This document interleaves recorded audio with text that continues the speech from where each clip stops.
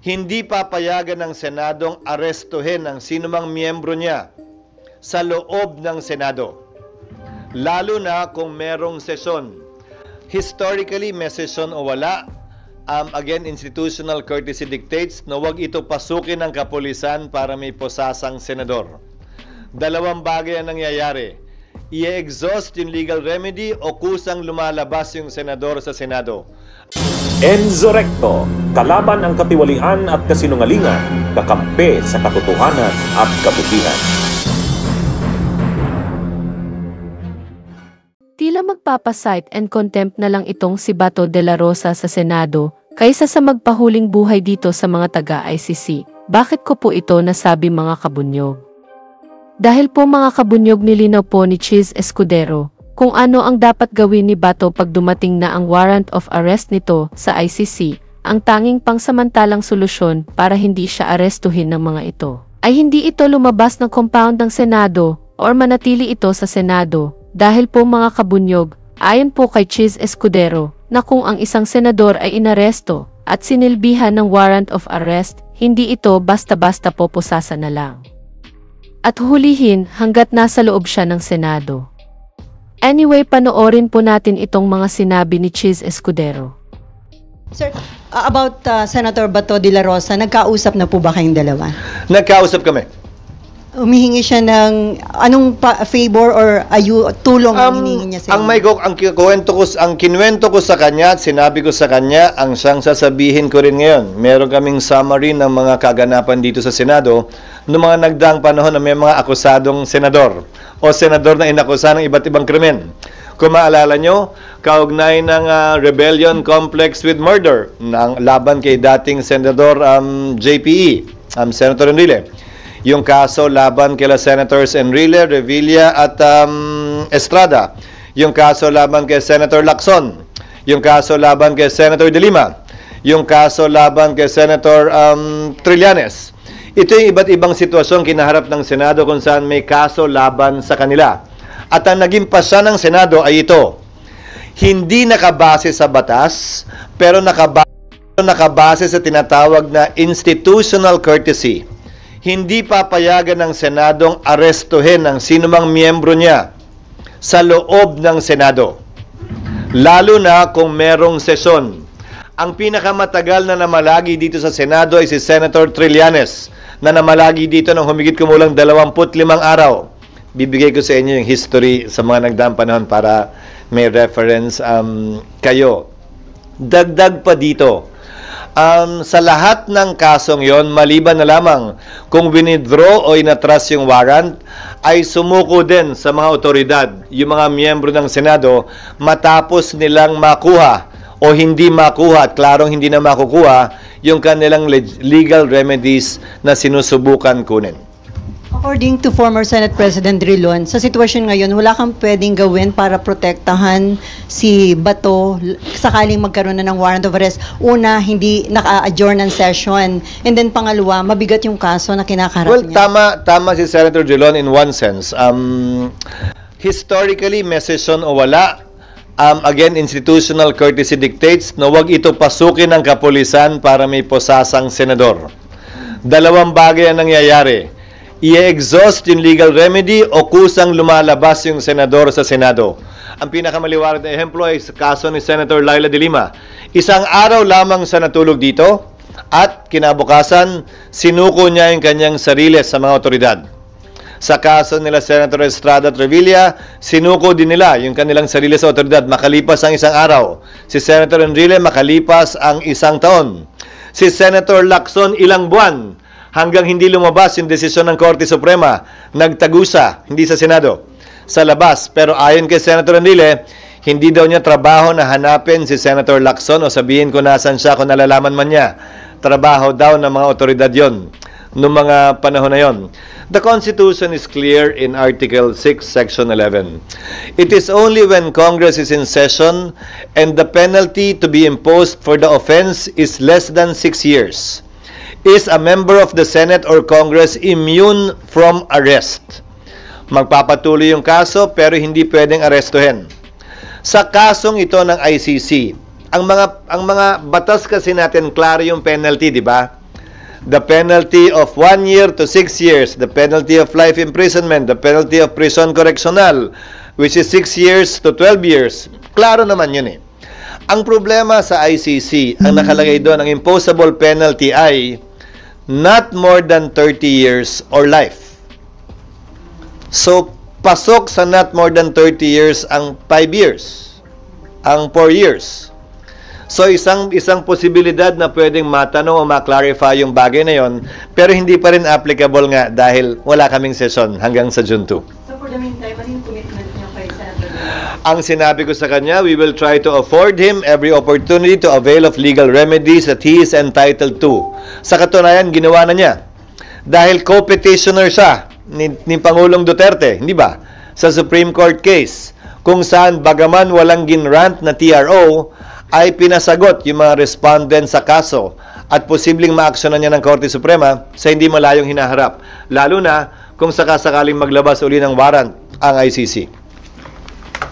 SP, sir. So, ibig sabihin, so in short, hindi lang siya pwedeng arestuhin inside the premises of the Senate. Inside the premises of the Senate, and that practice is also part of our rules. But again, hindi naman ito rason para, kasi yun nangyari kay Senator Trillanes, 25 days. Ano yung sitwasyon nun? Nirevoke, binawi yung amnesty.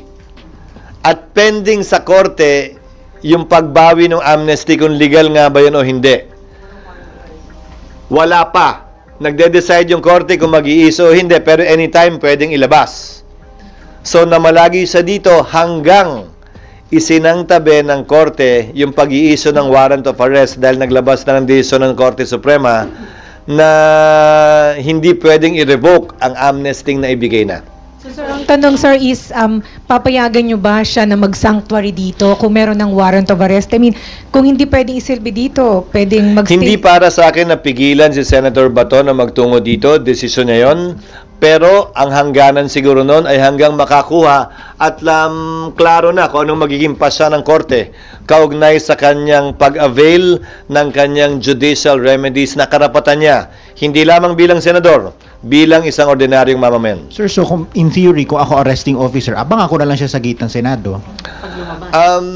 Hindi para sa akin na idikta sa kanila kung anong dapat at hindi nila dapat gawin. But that is theoretically possible. Again, within the premises of the Senate. Outside the gate. Labas ang Senado ron. Sir, sorry. So, kahit po walang session, basta nasa loob siya ng premises. Kasama yan sa mga... Kahit wal- Kasama yan sa mga president na binanggit ko dun sa mga dating senador na binanggit ko. Kahit walang session, basta nasa loob siya ng Senado, hindi pwedeng arestuhin. Hindi pinayagan ng mga nauna ring Senate President. Bahagi na yan ng tradisyon at practice ng Senado na sang-ayon nga sa rules namin ay bahagi na rin ng rules namin. And you will also not allow it, sir? Yes. Walang session? Yes. Paano po Interpol na magsiserve ng warrant of arrest? Hindi rin sila allowed pumasok? Lalong hindi. Kasi kung yung law enforcer nga na Pilipino, hindi. Lalo pa kung dayuhan siguro. Pero sa kasong nagdaan kay Pangulong Duterte, hindi naman dayuhang Interpol ang humuli sa kanya. Pero sir, clarification lang. Sinabi rin sa inyo ni Senator, sir, sinabi rin ba sa inyo ni Senator De La Rosa na that is his intention kung sakaling may warrant of arrest, mag-stay siya dito? Or? Wala siyang sinabing ganun. So, Nagtanong lamang siya ng iba't ibang options na pwede sa kanya. like, sir, Iba't ibang options na pwede sa kanya di kaugnay ng Senado. Hindi ako isa sa mga abogado niya para magbigay ng suggestion maliban sa pwedeng magawa o gawin ng Senado at hindi rin para sa akin na sabihin ko ano yung mga options na nabanggit niya. Nasa sa kanya. sir, parang parang theoretical pa rin naman. So, kung may warrant of arrest, piliin niya magstay dito, papayagan niyo ba yun? Wouldn't it be bad for the Senate as in an institution na merong magtatagal magstay dito dahil ayaw masilbihan ng warrant of Again, arrest? tradisyon yan at rule yan na bahagi na ng Senado dahil naging practice ng Senado bilang pagtatanggol nga sa institusyon at institutional courtesy. Ulitin ko, wala sa batas yan pero nasa rules ng Senado at institutional courtesy lamang yan. Hindi naman sa habang panahon hanggat mabigyan siya ng sapat na panahon na magkaroon ng linaw o pagpapasa yung kanyang judicial remedies. Sir, sorry, yung sinabi niyo po na bibigyan yun siya ng tulong para sa legal remedies? What do you mean by that, sir? Tutulungan siya ng mga abogado ng Senate? Hindi. Hindi ko sinabing tutulungan sa hanggang maresolbahan yung kanyang judicial remedies na available sa kanya. Yun nga sir, nabanggit niya, hanggat may hinihintay siya sa SC, gusto niya na dito siya sa Senate. Pwede naman yon, pero hindi na nag-issue ng TRO ang Korte Suprema eh. Yun sana yung pwedeng sandala nun. Pero baka premature din kasi wala naman siyang warrant of arrest. So pwede siyang mag-reconsider at humiling ng pag-issue pa ng TRO kapag ka nag-apply na sa kanya. Meron na po nag-coordinate from ICC para humingi ng documents ng Senate Wala. for hearings? Wala sa aking tanggapan at wala pa rin sa Secretary General na sinasabi sa akin. Naaasahan ko namang sigurong sasabihin agad sa akin pag may ganun. Sir, dahil matindi na daw yung divisiveness na naidudulot nito sa bansa, sabi ni Senator Amy, mahalaga na ma-establish kung dumaan sa due process, kaya meron siyang hearing on Thursday.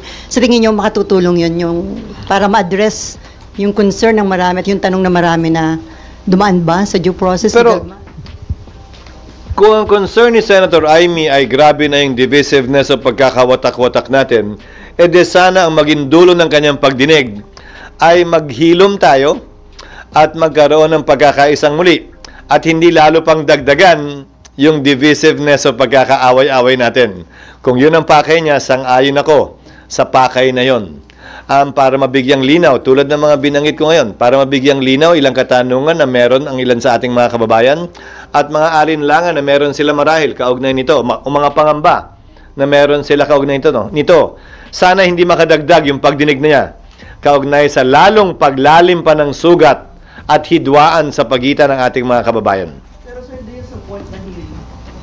It's not for me to support or not. I support every undertaking of every senator, and dependency of a case should not prevent that. Klaro sa mga naging desisyon ng Korte Suprema na ang pagkakaroon ng kaso sa Korte base sa sabyo at chartered bank case ng Korte Suprema ay hindi pwedeng maging hadlang para magsagawa ng hearing ang Kongreso dahil magkaiba ang pakay nun. At hindi naman pwede, porkit may mag-file ng kaso, hindi na pwedeng tingnan o imbestigahan ng Senado. So sinusuportahan ko ang kapangyarihan ng Senado na magsagawa ng pagdinig, bagaman may kasong pending sa korte ngayon. Sir, ano yun? Moto proprio, di ba? Moto proprio yun, walang res pa regarding that, di ba? Wala pa, dahil hindi pa namin naamyendahan yung rule na nililiwanag or pinagbabawal yan. So sa ngayon, ang rules ng Senado, pwedeng mag-conduct motu proprio ng hearing ang kahit na anong komite. Noon, dun sa mga nauna rito, tulad ni Selly, Blue Ribbon Committee lang ang pwede. Inamyendahan yung rule para payagan lahat ng komite. Nagkaroon ng issue, kung maalala nyo, ilang buwan na nakalilipas at kinonsidera naming limitahan ulit, isara yung gripo, ika nga. But we did not get to amending that rule. So the rule still stands up to today na lahat ng komite kapag ka-recess ay pwedeng mag-conduct ng hearing motu proprio. At hindi pwedeng pigilan, hindi ko pwedeng pigilan o mapigilan. Sir, so far madami na daw protest action in support of Duterte. Do you think it would affect yung economy, and ano yung your take on that? Palagi may epekto anumang ingay sa politika sa mga negosyante. Magpepreno ng konti, magpipigil-pigil ng konti, pero sana habang naiibsan ito, habang humuhupa ito, habang lumilinaw kung anong mangyayari sa mga susunod na araw, buwan at linggo, huhupa din yung pangamba ng mga negosyante at manunumbalik yung kanilang pamumuhunan sa ating ekonomiya na lubusan nating kailangan sa panahong ito. And on Senator Robin, nandun pa din siya sa dahig. Sabi, di ba, hindi niya kailangan kumuha ng travel authority since personal naman yon. Hanggang break, pwede siya doon? Karapatan niya yun. Napagpasahan na yan sa kaso ni Marcos versus Manglapos ng Bahagya na nireiterate yung right to travel at ang limitasyon lamang ay specified. Kaya nga naging pasa ni dating Senate President Rilon, hindi na mag-require ng TA. Kasi kung ang korte nga hindi pwedeng pigilan ng isang Pilipinong magbiyahe, siya pa daw kaya bilang Senate President, lalo na kung pribado yung biyahe. Pag official trip, ang nagiging epekto lamang naman ng TA pag official trip ay yung travel tax, hindi kailangan bayaran. Pero maliban doon, wala namang epekto yung TA talaga. Sir, hindi ba... Pag authorized din na gamitin yung diplomatic passport niya, yun ang epekto ng pagkakaroon ng TA. So malamang ang ginamit ni Senator Padilla ay yung kanyang private passport. Sir, hindi ba pagka may TA ka o pag wala kang TA, pwede kang harangin ng immigration? Oo, kung requirement yon ng batas na dapat may TA ka. Halimbawa, nung governor ako, kailangan may TA ako mula sa DILG secretary. At pwede akong harangin ng immigration kung wala ako nun. Pero since walang ganung requirement bilang senador, hindi siya pwedeng harangin ng immigration at sabihing may requirement ng TA dahil ang Senado mismo hindi nagre-require ng TA. Sir, balikan ko lang yung tungkol dun sa mga rallies. Do you think itong rallies will ripen into like a people power kind of scenario? Hindi para sa akin na sabihin yon, pero ang pwede kong makomentaryo lang siguro, karapatan ng ating mga kababayan na magpetisyon sa gobyerno kaugnay ng sama ng loob nila sa pamahalan. Karapatan nila yon na ginagarantiyahan ng saligang batas. At para sa akin, marapat lamang na payagan at pahintulutan yon na sinabi naman ng gobyerno na papayagan at papahintulutan nila. Dahil saklaw yon ng Bill of Rights na ginagarantiyahan ng ating saligang batas. Basta't mapayapa yung mga pagtitipon na yun. Bunyog, bunyog, halikan na kasama ka. Bunyog, kapag buklod ay may pag-asa. Luzon, Visayas, Mindanao, isa ang pananaw. Sa bagong Pilipinas ang bunyog isisigaw. Bunyog.